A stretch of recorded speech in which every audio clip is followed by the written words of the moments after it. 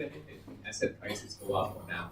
That's that's the more general idea. Jargon can leave that for the financial analysts and so on inside the company. But we should be more mindful of the type of contracts we want. So this is really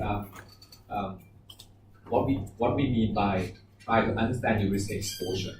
Yes, you're exposed to the risk, but maybe you are more concerned about one direction than the other. So by using some financial derivatives, you're able to eliminate or reduce the risk exposure according to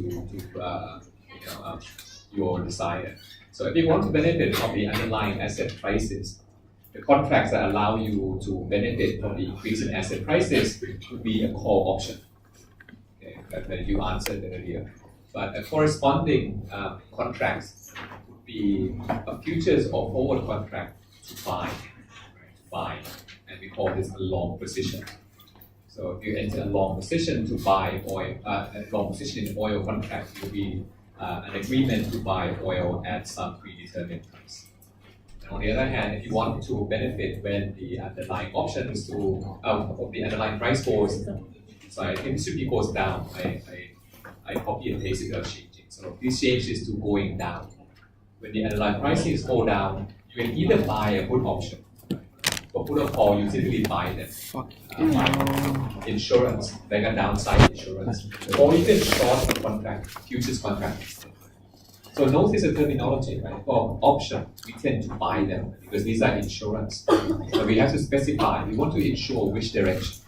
Insurance about the upside, when price goes up, we want to protect ourselves, is a call option. Insurance for downside, when price goes down, is a put option. But we tend to buy both of them. We don't really sell these contracts because if you're selling, you're really insurer. You want to protect your own risk, so you want to buy insurance contracts instead. On the other hand, though, a forward contract is not exactly buying or selling part because for every buyer, there's going to be a seller. If you want to buy in advance, you have to have a counterparty who's going to sell to you at that price. So if you enter into a buy-side agreement, you're in the long leg of the contract. If you enter into a sell-side agreement, then you enter the short leg of the contract. So if you have a short oil contract, it means whatever happens, you have to sell oil at $90 per barrel. Now, the practical question is, I don't have oil. Where do I find the oil? These contracts can be settled financially. So they will look up the prices of the underlying asset, underlying references on that date, and look at the difference. If you are agreeing to buy at 90, the market price is 80, right? So you're going to be making a loss. You could have bought at 80, but you're agreeing to buy at 90, so you're losing money on this end. So if you're on that end of the contract, you lose. You have to pay the other person because the other person gets to sell to you at 90 when the market price is 80, so he actually makes a profit of 10. Right? So we call this a cash settlement. So some types of contracts have a requirement for physical delivery. Right? You must deliver the oil as promised. Then there'll be some logistical issues associated with that, and the pricing of the contracts will be different. But most of the time, convenience. Okay, when we talk about say oil price hedging that the airline did earlier, if we buy oil in advance, it doesn't mean they deliver oil to us in advance. We just buy oil in the open market.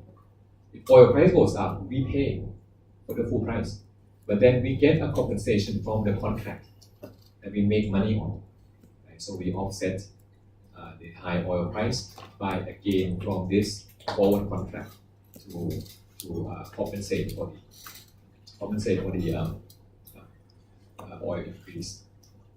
So because the futures and forwards contract we talked about earlier can lose money, so typically the convention is to just agree today and then settle later. Right? If you want different pricing, you may have to pay today, but it's just not conventional to do so in the futures market.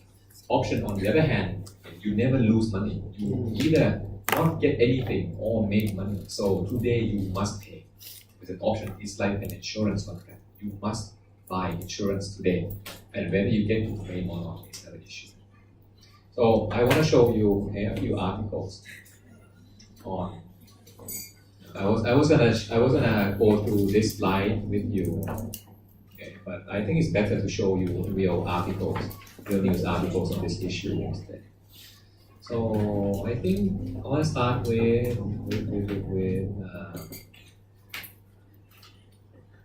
This is my part. this one. No, this is my. This is pretty recent, last year. So Reuters, it says major airline carriers say they have no plans to hedge fuel costs despite rising prices. Because they haven't been doing so in the past. Why is this? Because if you look at the past 3-4 years, oil prices haven't actually been very high so far.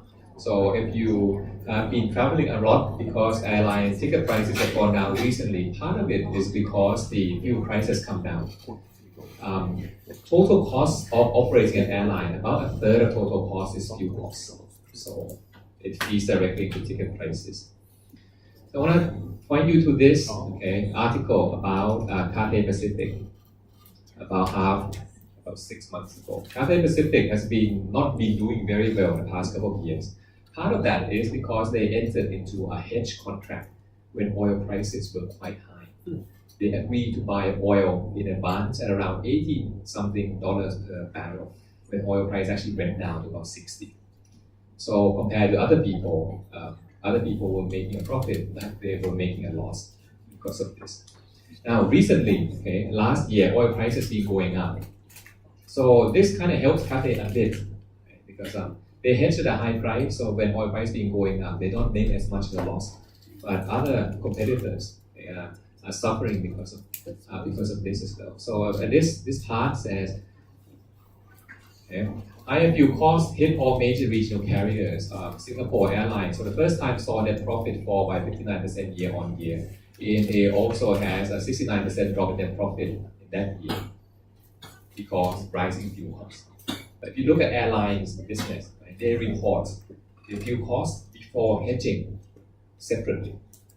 And then the next paragraph says, because the difference between Cathay and these airlines lie in fuel hedges and forward contracts in mitigating, Singapore would have posted a loss because the fuel cost before hedging was quite a loss, but that was cut in half by the forward contract, which were hedged favorably. So profitability can actually, be helped or hindered by having these contracts. The question is, if you were say in charge of running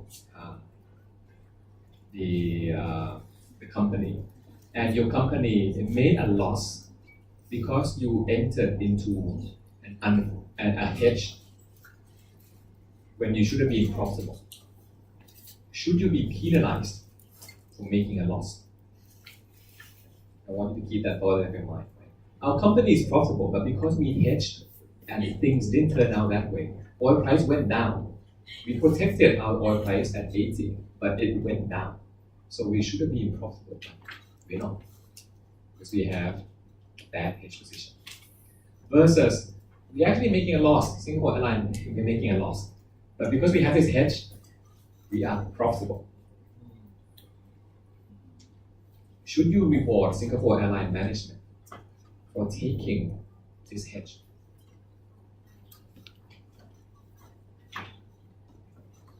If you reward them for taking this hedge, that's a great hedge. Then when they take a hedge and things don't go well, you have to punish them too. But what do you think people say? When we have a profit, we're not really telling you why we have a profit. We are profitable. If we make a loss, it's because we shouldn't be profitable, but we have a bad hedge. So our company is not profitable. We're really quite profitable. So if you're gonna take the credit on the upside, but not taking the blame on the downside, it's quite unfair, isn't it? This is why the airline industry reports the cost before hedging. Because you want to be looking at the true performance of the business by taking out the effect of hedges, which can go in favor or against. Hedges can make money, but can also lose money.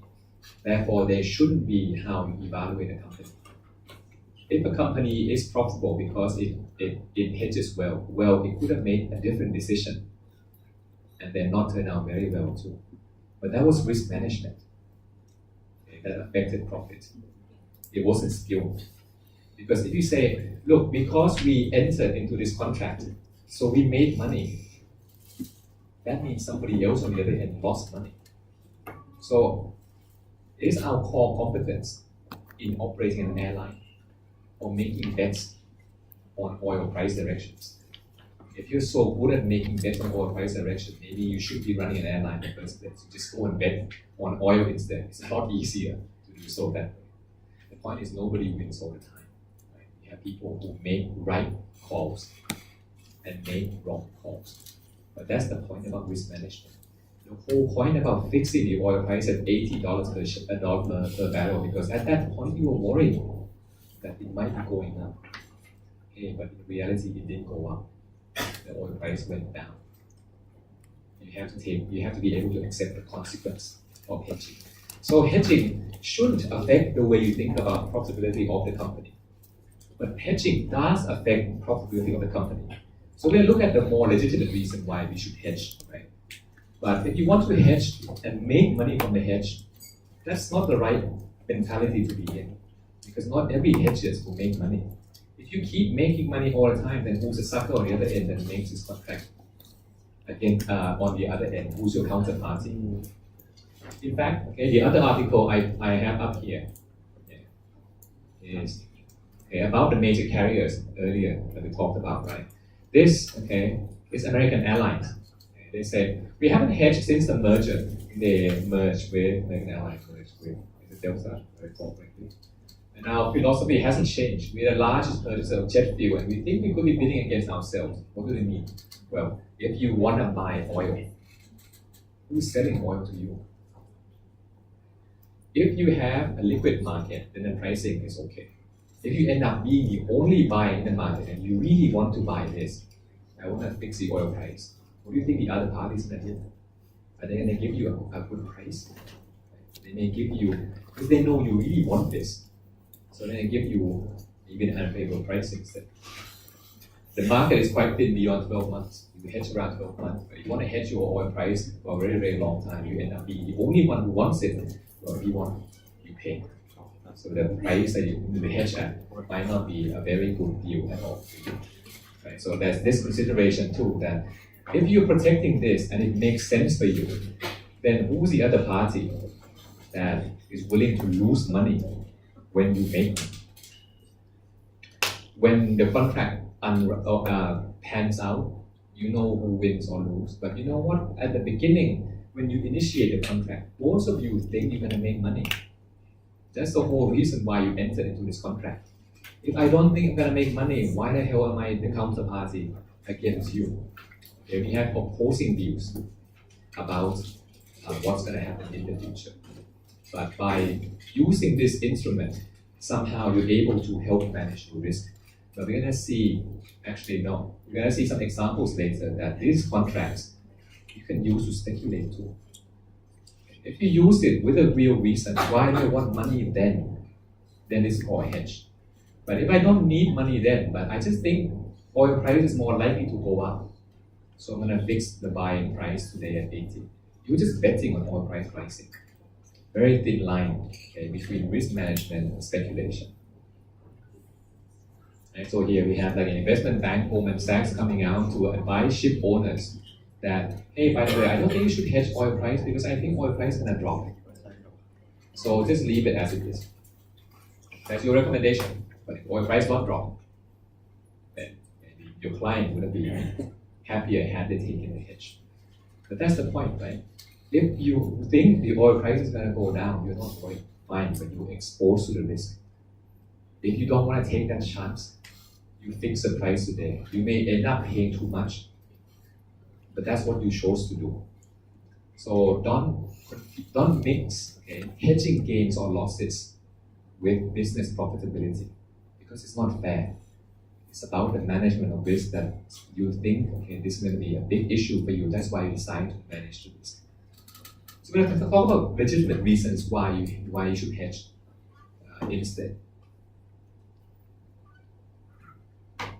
Oh, not yet. Okay, we have some other instruments before we go. The last instrument, promise you. The last instrument. This one, it's called a swap. A swap, just as the name suggests, you have something I want, I have something you want, so let's swap it. So what can we swap? We can swap interest rates. You're borrowing at a fixed rate, I'm borrowing at a flexible rate. I want to switch out of flexible rate. I want to have a fixed rate, but I don't want to refinance my loan. I want to keep my whole loan, sure, but I want to have another contract that transforms my flexible rate borrowing into a fixed rate borrowing. We're going to see some examples of situations where this may make sense. You can swap currency. Okay? A currency swap is really interest rate from using a reference to different currencies. So I'm not going to talk about this very much. We have a total return swap, which just means you have your cash flow. I have my cash flow. Would you like to swap? So whatever you make, I want that. I give you what I make instead. That's total return. Maybe you think what the other party has some potential that match your cash outflow. So you just swap the cash flow instead. Finally, credit default swap. Not like the swap we had earlier. Credit default swap is a swap that say it says it's a swap, but what it does is I'm gonna swap the cash flow of a company I'm looking at today. I am lending, I am investing in this company. I am buying the bonds of this company. So when this company defaults on the bond, I don't have any money. They don't have any money to pay me. Can I swap this bad cash flow with some other cash flow instead? That's what it does. But a simple way to understand this is really just an insurance contract. Okay, so a credit default swap is like an insurance contract on a credit event. If somebody that you lend to is going to go bankrupt, can somebody please insure me so that when that guy goes bankrupt, I don't lose my money?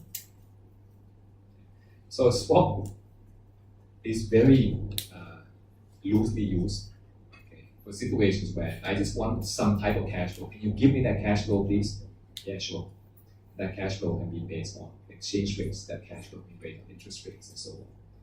So I think I just want to show you the most popular one. Okay, if you go to commercial banks in Thailand, they can offer this for you as well, interest rate swap. Let's consider a simple example. Okay, we have two firms. Okay, one firm is financed from the banking sector, the other firm is financed from the bond market. So bond market financing tends to be fixed rate, like fixed coupon. Because typically investors in the bond markets are institutional investors, pension funds, insurance companies, and so on, and they like to have a predictable income. So when you issue your debt through the public bond market, the convention tends to be a fixed interest rate.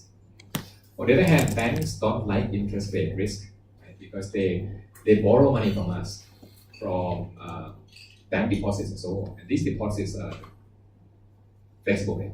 Like when the Bank of Thailand changes rates, and so on, the cost of the money that they take in the bank changes over time. So bank wants to manage this risk, so they want their revenue to be balanced as well. So if their cost of debt goes up, they want their interest to go up too, so that the gap between what they take in versus what they lend out, we call this a net interest margin. If it costs them, say, 1% from us in terms of deposits, and they lend out at 5, then 5 minus 1 net interest margin is 1%. They want to keep this gap, so when rates go up or down, they want to keep this same. That's why they charge the floating interest rate. But firm A says, I think I made a mistake. I actually would rather have a floating interest rate instead. I can't go buy back all these bonds. I can't undo this. But I would rather pay a floating rate instead. And then firm B says, I have a floating rate, but my income is kind of rather fixed. I don't want to be exposed to the risk that when interest rate goes up, suddenly my expense goes up. I want my expense to be more stable. So you find two parties, okay? Both have what they have. They're not really happy with their own situation. They wish they could switch places. So instead of refinancing and redo the whole thing, they say, can we artificially switch places, please? That's what swap is. Can I swap my position to be your position? You will have my position, and then we're both better off in this way. So I could say, let's enter into a contract together. Why don't I, as firm A, okay, I pay you something based on the floating interest rate, okay, LIBOR, London, the bank overnight rate is a reference rate for floating interest rate calculation. I'm going to pay you a floating rate, LIBOR. So once you receive this LIBOR as firm B, you can use this LIBOR to pay your interest expense here. So this cancels out with this. Okay, now you have a cost of 1%. This 1% you pay to the bank, and then you also pay 7.8% to firm A. Because firm A has to pay fixed, firm A would rather pay floating. So firm A says, I'm going to pay you floating instead. Can you provide me with some fixed cash payment so I can pay this cash straight through to my bondholders? You can do a bit of a netting off. So you're going to see that firm A now can borrow at LIBOR plus 0.7% instead of at 8.5. So now my interest exposure as firm A, even though I'm still paying the bond market 8.5 every year, but I swap the cash flow with firm B so that net on net, I end up paying a floating rate. On the other hand, firm B, even though I pay the bank a floating rate, but with some arrangement with firm A, my net cost to me is now a fixed number instead. So here's an example of what a swap can do. I just want to show you the simplest one, interest rate swap. You can do this for other types of cash flows too. But the idea here is we have two parties currently dissatisfied with their own positions. I wish I'm like you. You also wish you're like me. Okay, so let's swap. Let's trade places through this swap contract. This, in a sense, is like the theory of international trade. You may have heard the concept of comparative advantage of trade. Right? You have two countries. Both countries can produce the same things. But it turns out one country is better at producing one thing than the other. Just slightly.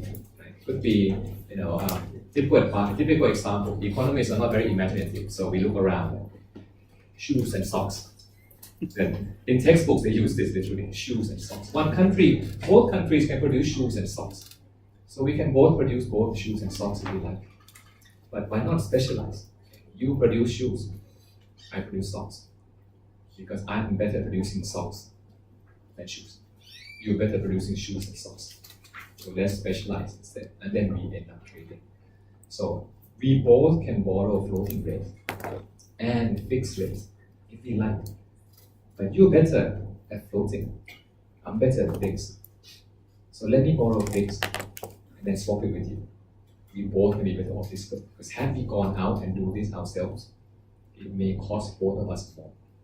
So here's a special case where you can use a derivative in a way that is win-win for both. Earlier it was just a bilateral. I make money, you lose money. But a swap isn't about making money or losing money. It's just, let's just switch. And if the switch ends up improving both our situations, there can be some gains from this management. So I think swap is a special case because from the idea itself, right? Ideologically, we have two people who wish they're in the other person's shoes. So we can find some, we can find some common ground that both we can end up being better off. But aside from this, without that in mind, that was the friction, by the way, because if you are better than I in some respect, there is some friction in the world. Otherwise, if you and I both borrow, why is it that you can borrow a fixed rate better than I borrow a floating rate? There must be some quirk in the market that allows us to exploit this. But if we live in a frictionless world, why do I and you have different borrowing terms for fixed and floating rate? It's not clear. So there's no real reason for engaging in any of these derivative contracts. So you think about the frictions in the world. It's just like in corporate finance, ideas earlier that if there's no friction, you do whatever you want, nothing changes. But if we do have frictions in the world, what kinds of frictions will get us to situations where these risk management contracts can end up creating value for the one taking part? So this swap was one example. This has a friction built in because one person is better at fixed rate than the other person, then the other person is better at floating rate. In a frictionless world, this should not be the case. Okay, so let me give you some examples. A hedging contract is a contract that moves around cash flow. If I move around cash flow from space of the world where I have a ton of cash to space of the world where I don't have that much cash flow, but in either case, I have to pay debt. So can I move cash from when I would have enough money to service my debt into some particular situation where I may not have enough money to pay debt? So we can go back to our PDT example earlier. PDT makes money if oil price goes up. PDT doesn't make that much money if oil price goes down. Why do we care? Well, if oil price goes down, it may not have enough cash to service the debt. Then we may go bankrupt if we can't service the debt. In that case, we might want to do a short contract so that when oil price goes down, it doesn't go down very badly, so that we still have some money from this futures contract to pay our debt and therefore avoid cost of financial distress. As you can see now, we have to think about these frictions in order to justify moving around cash. Because otherwise, risk management is really about moving around cash to different places. So we have to think a little bit about why is it that moving cash to some particular places, some particular points in time, would be better off with avoiding distress. That's the downside. The other side, okay, we can also, the flip side, right? I can also move around cash to when I need it, but I need it for a good reason. Right? In this state of the world, when oil price is down, everyone is almost bankrupt. I don't have debt, but I would rather have a lot of cash on hand too, because in that stage of the world, when everyone is bankrupt, I can go shopping, I can go buy them. I would like to buy them, but if I suffer from the oil price decline, I can't acquire them. But if I'm willing to trade the upside, like when oil price goes up, maybe I won't be as rich. But when oil price goes down, I'll have extra cash on hand to buy those distressed companies. Then it might be worth it, okay, to move cash around to that point in time too. Okay, so the first 2 points are kind of similar. Transfer cash from when you don't need it to when you have a better use for it. Paying down debt to avoid financial distress, or acquire other people when they're in distress. 2 sides of the same coin. Last reason is a little country dependent, because in some countries the tax that you pay as a company is progressive. In Thailand, it's not that way, mostly. And some countries, though, we have many categories and brackets. So if you end up overshooting into a very high bracket, it can end up costing you more than just smoothing your profit. So that once it's smooth, you will stay in lower bracket more often than ending up in a higher bracket. It's more like a technical reason why firms can do this, but I don't think many firms do this in real life. Because number one, the tax code isn't progressive mostly for corporate income. And number two, it's just, are you willing to, I would rather pay more tax and be able to say I have record profit than not have that much profit so that I don't, I don't pay too much in taxes. I think it's more like an academic reason. And nobody really wants to do this. That's from firm perspective. But in the end, the people who do this may have their own personal reasons to do so. For example, if I'm a manager, as an investor, if firms do well and firms don't do well, I'm a diversified investor. So if this firm doesn't do well, as long as I have other firms in my portfolio to do well too, I'm pretty much insulated from these risks. That's why, in the MM example, corporate finance example, investors don't really care about what firms do, because if investors can diversify the risk themselves, fine. Why do I need the firms to diversify too? But hey, managers are not well diversified. I don't like to have losses, because if these losses appear under my watch, it looks very bad. So I can use these derivative contracts to make sure losses don't become very severe. But then you get into the place like the airline industry, right? You do these because you don't want the losses to be severe, but if you take the contracts that can actually lose you money too, you could actually be hurting yourself when things could have been better. Oil price goes down, you should have benefited from this, but back then when oil prices were high, you were really scared, so you locked the oil price, so it can't go down any further. Sorry, it can't go up any further. it end up going different way. So you end up losing money instead. Managed earnings, but yeah, we typically think about using accruals as a way for managing managed earnings, like booking receivables and so on. But using derivatives is a way that you can actually achieve earnings management without being very transparent about what you're doing. Remember when Vijay came and talked to us about investors know how firms manage earnings. You just look at the accruals, receivables, inventory, and so on. So that's how firms kind of manage their profit. This isn't very easy to detect. That is earnings management. The airline industry uses a lot of these contracts, so they make it very explicit about the gains and losses from hedging. But if you imagine other industries where I don't really hedge, so I don't need to report the hedging very explicitly. I end up using these hedging contracts as a way to manage my own earnings. Then it's kind of hard to detect that way. And last one, right? Some people like to say, I can beat the market, make money. But we just saw the example where if you beat the market, then what the hell are you doing here? Why don't you go and run a hedge fund instead? You make a lot more money that way. It's a misunderstanding. So, case studies, right? If you use these contracts to make money, I don't need to run a company to make money using these contracts. I don't need to have an airline to make money from oil. I can just buy oil contracts and get from this. So money managers sometimes do this. The classic case studies used, a German company, Metallgesellschaft, and they use energy futures and swaps. They're a German energy company, but they use these energy futures and swaps.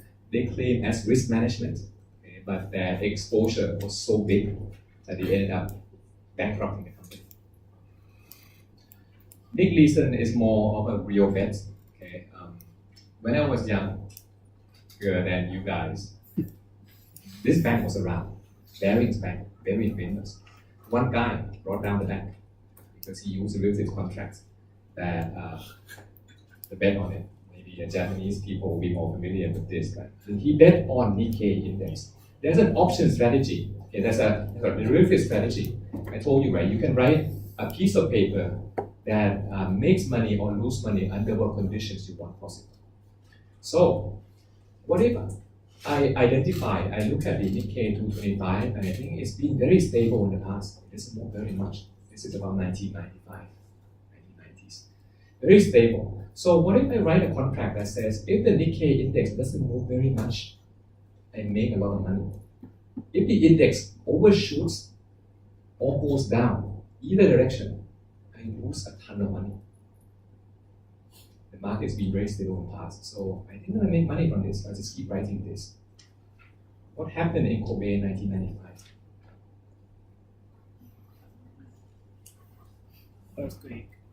Earthquake. Kobe earthquake 1995. What do you think happened to the stock index? His paper makes money only when the stock market doesn't move. The more it moves, upside, downside, it doesn't care. You lose money if it moves. He bankrupted the bank from this contract. The more the stock market goes down, the more it loses money.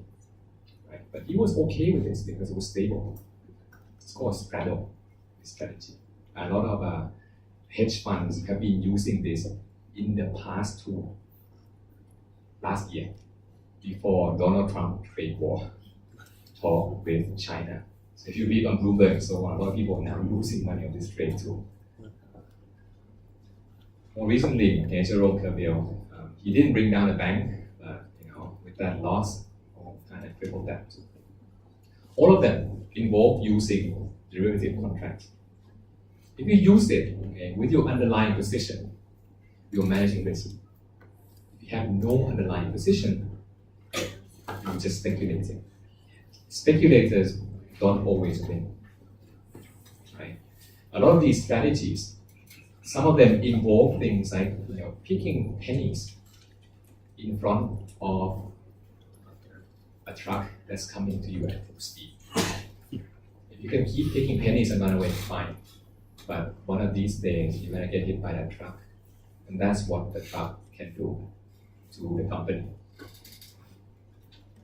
Okay, so before we finish off with this, let's have a look at the surveys. We talk a lot about these risk management. So let's see what the managers okay, of the firms tell us how they manage the risk. So we're going to be looking at some of the aspects. Like what are they hedging, how they're hedging, why they're hedging, and so on. This came from a research paper from our business school in our business school.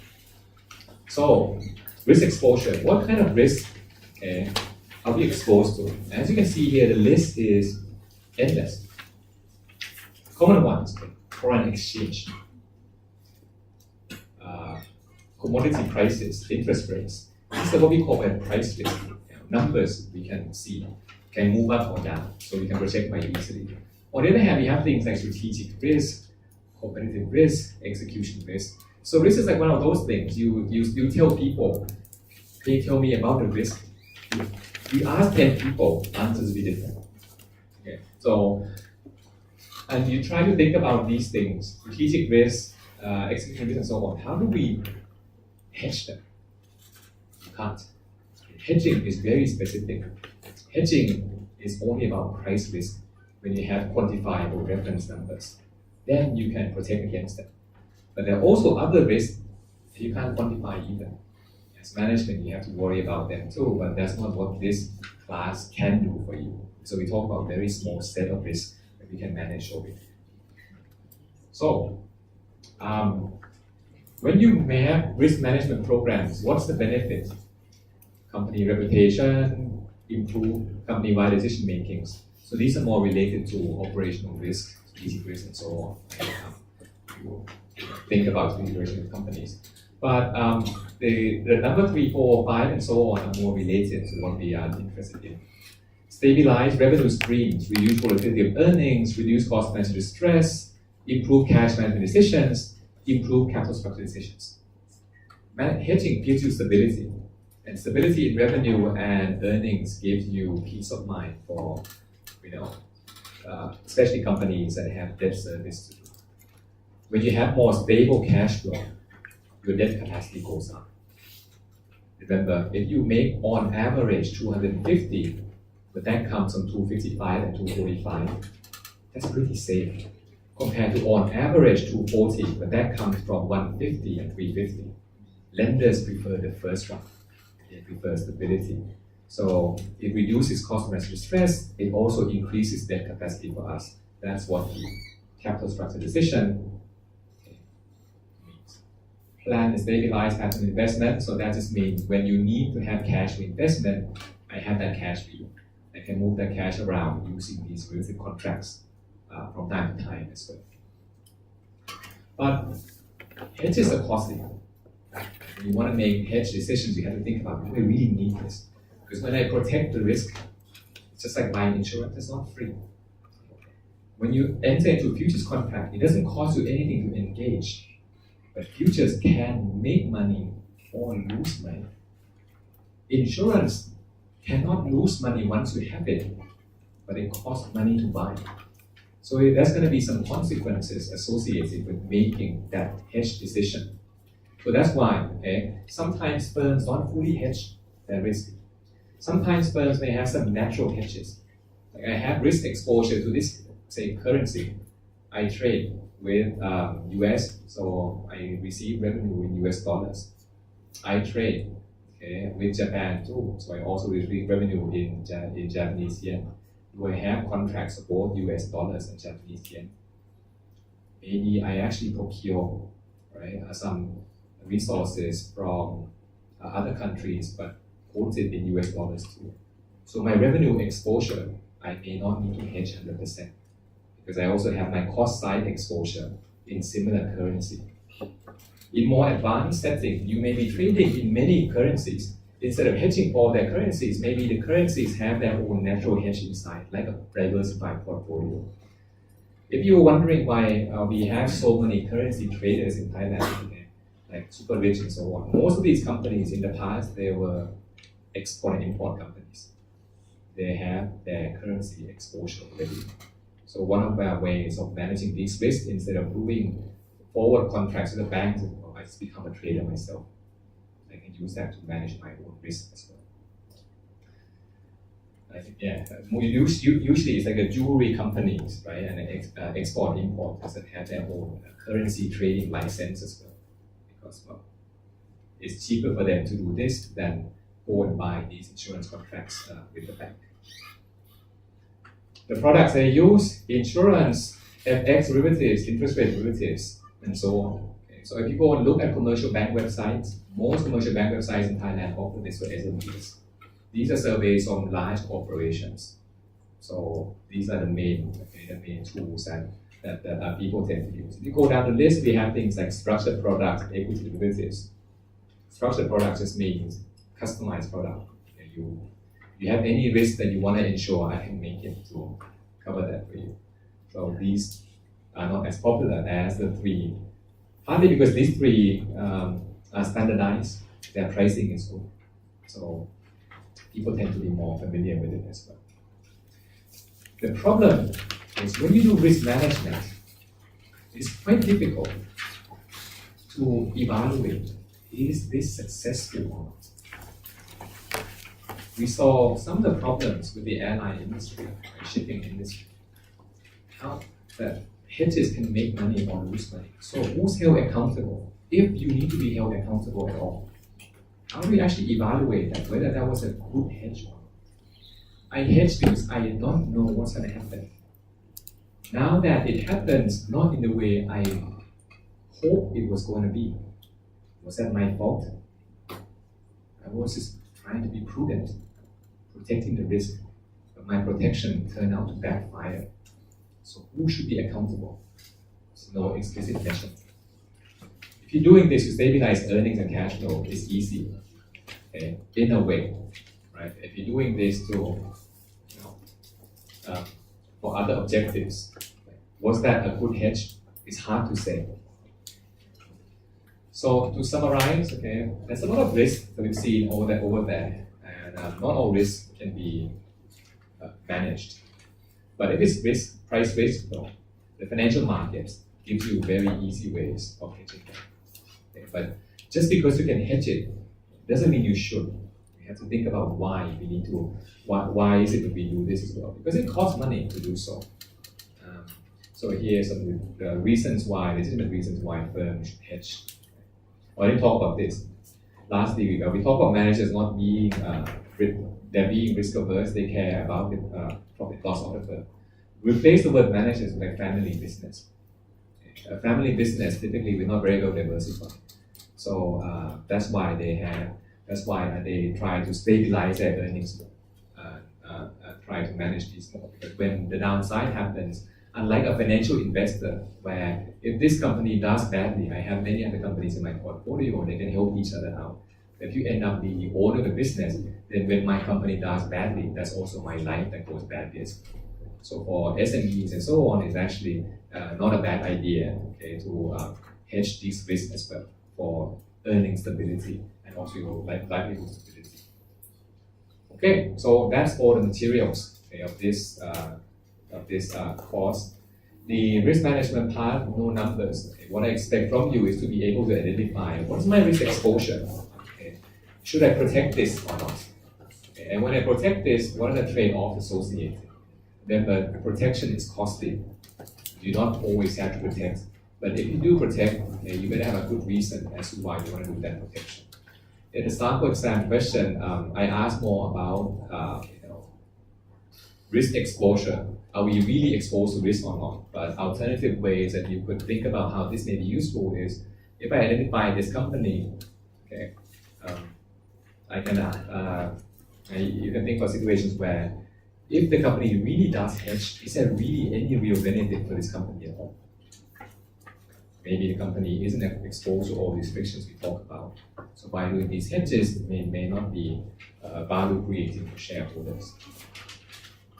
The tools used, okay, I talk a lot about swaps and so on, but really the main tools of business management tend to be options and swaps. Options and the futures contract. So be familiar with those. So we have about 20 minutes left. Originally, okay, I was going to do the sample exam, a bit of that with you, but I ended up writing a detailed response to all these questions anyway. So instead of using the class time to go through that, I think or all of the explanations in here are pretty self-explanatory. But if you have any clarification questions that you want to ask, then please ask through the line group so I can give you responses to them. A lot of these answers, I don't expect you to write all of these out because I want to explain the thinking behind these questions too. You can be a lot more succinct in answering this than what I have over here. I want to spend a little more time on the short questions, these brief questions. One of the trick of looking at these brief questions is to consider a balanced argument, especially when we have a discussion question like this. I discuss the statement, the goal of the firm is to maximize profits. So a good way to think about this is to not think about, is this right or is this wrong? Under what conditions can this be right, and under what conditions can this be wrong? Because most of the answers of the decisions you have to make in life tend to be like that. Okay, so don't write things like yes or no and then complete with that. Looking more about toward your train of thought and how you explain arguments. You don't need to write as long as this too. Okay? I basically write everything I can think about. If you are able to write, say, maybe half of the arguments I write, it should be sufficient. I'm looking for the quality of the arguments you make, not how many points that you make. If you make a lot of points, but they're not very well thought out, I prefer to read a few points of well thought out, well developed instead. Yeah, so I think I'll spend the next 10 minutes to summarize the whole course, about what we did in this course, and then what we and how you can apply this for your work, maybe more directly for your other courses in this program. I'll just use the visualizer here instead. To your family, I'll talk to the person before. Okay. Please treat them well. They check for the year.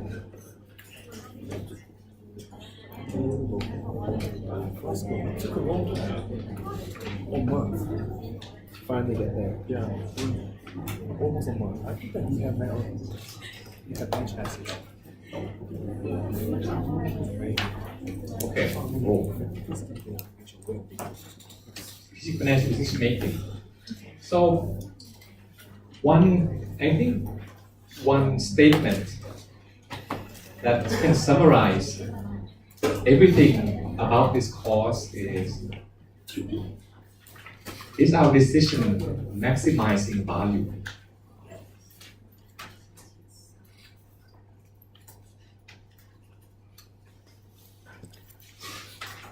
Right, so value maximization. This can be boiled down to several statements that we've seen in the class.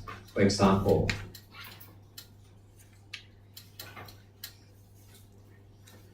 is value greater than price in terms of investment, in terms of the purchase decision?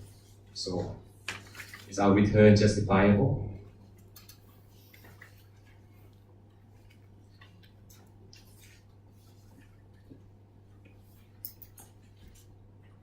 And how do we go about that?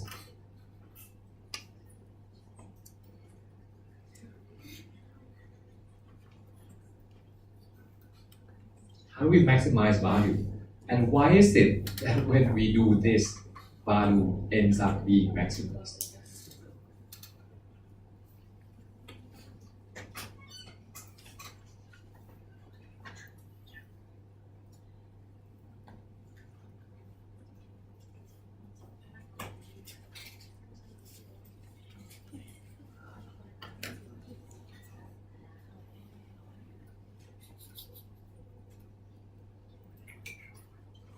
You make your investment decision.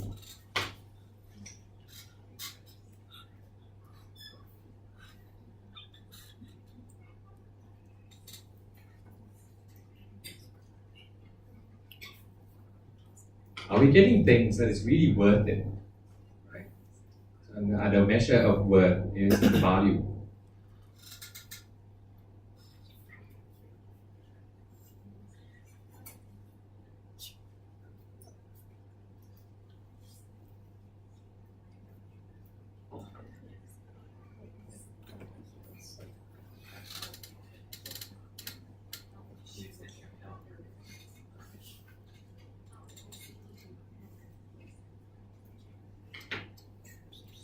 How do we get this? Of course, these approaches.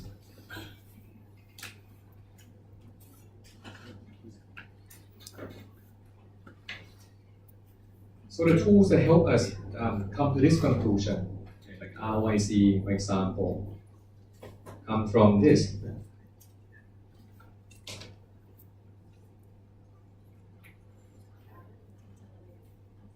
Measurement of value creation in terms of profit.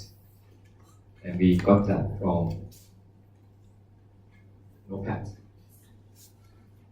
We also have measurement of value creation based on cash flow.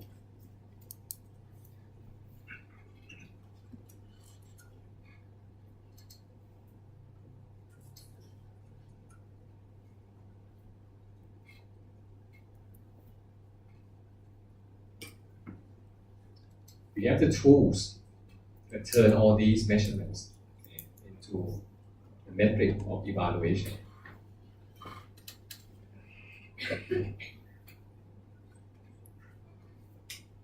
Up there, IRR back.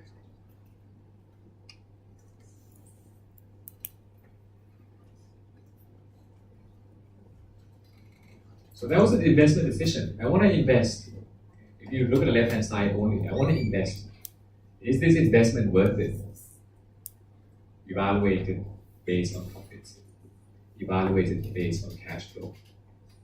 They're both good, but different types of concerns we're after. First, you need to have profits. But you can have a lot of profits, but you can die if you don't have cash flow. So both are important from different perspectives. But it doesn't matter which one we evaluate. Since we evaluate the same thing, the outcome evaluation is still going to be the same. And then the strategic decision-making part involves decision number one, what am I investing in?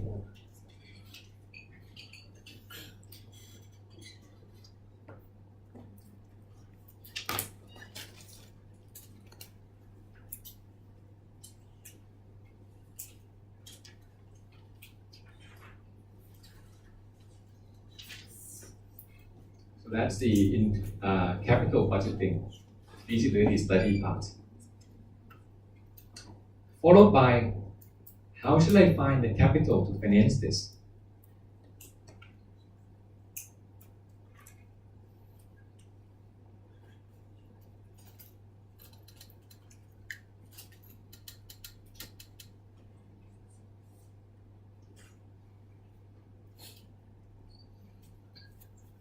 Talk a little bit about how to pay out. Not so much, so I'm not going to write it out explicitly. Once we have the profit, how do we pay out? And then, are there any other tools that help us make sure that we maximize our value going forward from here? So that can be done through, say, risk management, working capital management.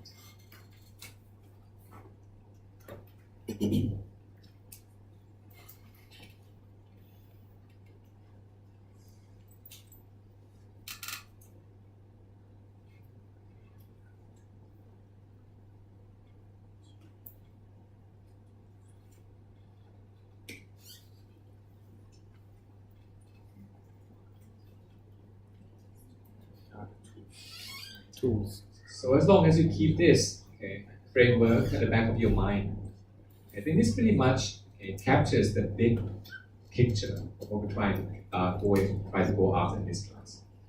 Once we start turning to more micro decisions, are we talking about investment from, say, big perspective? Shall I go and buy this company? I can value this at the stock level.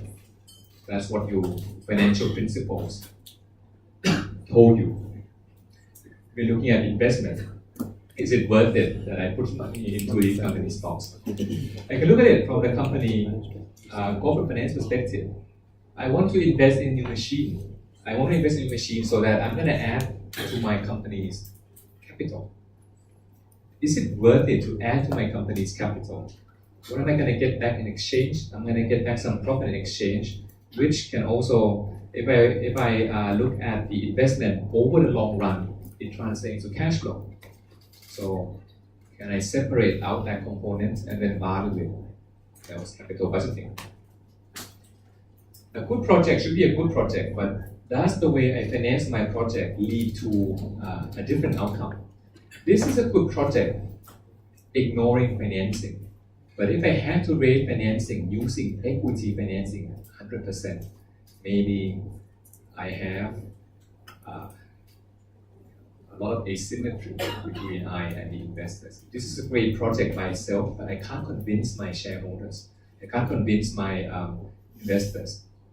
Imagine you're a startup, you're really confident in your idea, you know it's great, you can't convince other people, you can't raise funds, so you can't do it. So can I use financial decisions in terms of financing choice to help me navigate? Think about alternative source of financing that will allow me to take a project that otherwise wouldn't be. Yeah, I think that's pretty much about it. The other part will be just taking out the formulas, but the bigger picture of what we're trying to do can be boiled down to this. Can I justify my decision financially? Every decisions are associated with trade-offs. So I am putting out this capital. Is this capital worth it? This capital comes with a cost. We have different people who we need to satisfy. Of course, the main determinants of how this source of financing, how rate of return should be, comes from where you deploy your money. You put your money into safe investment ideas. Investors don't want a lot from that investment. But once you start distinguishing types of investors, how you slice your cash flow, different investors, then may have different demands. That's what leads to difference in the cost of capital across different classes of investors. But overall, it's still the rate of return you have to beat still is determined by how you deploy your capital, what business, where is the cash flow coming from. Of course, we covered a lot more than this, but they are the elaboration of the idea on this sheet. So I think, without throwing all the formulas on there, this is what I would like to leave you guys with as a reminder of what this class is about. And going out, when you're trying to apply this framework and knowledge to other places, the most important thing is to go back to the question of when I'm investing, how am I making money? Because in the end, financial analysis, they all rely on future information. And future we know is just a made-up reality. So it is only as good as your ability to convince others and yourselves that these are the accurate numbers. If you're not able to justify where these numbers are coming from, then your analysis might as well just be random numbers on the paper. Finance is not that difficult. The idea we want to convey to all these difficult calculations is as simple as this. Is this worth it?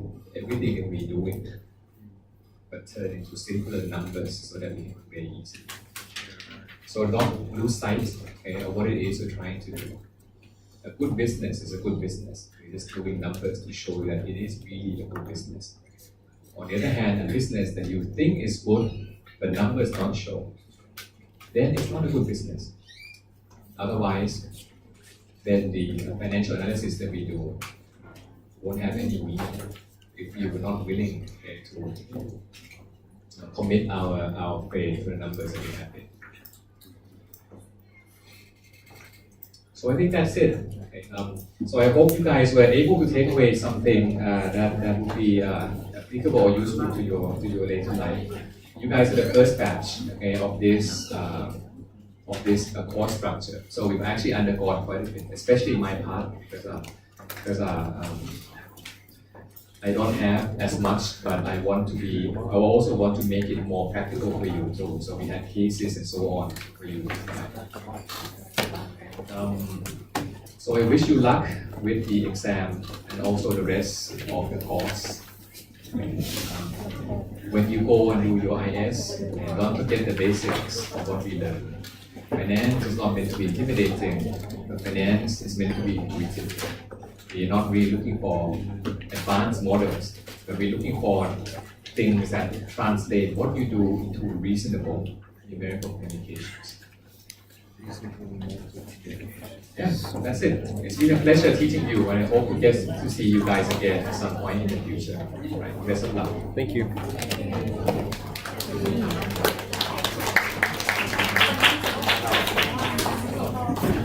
Hey, you need a pencil. What did you just say? Jake, do you have a pencil?